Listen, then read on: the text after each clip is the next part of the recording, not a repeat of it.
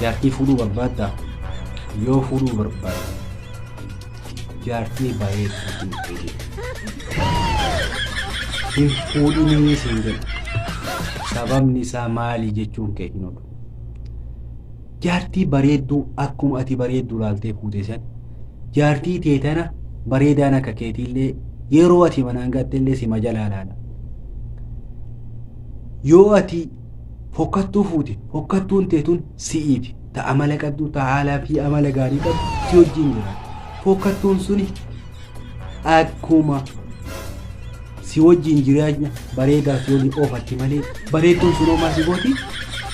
Bareedaa akka biraa ofii yoo argattu gaafa kana gadhiisuu. Kanaafuu dubartii bareedduu hin fuudhin bulchuu hin taatu jalaafi ofiin hin taphatin.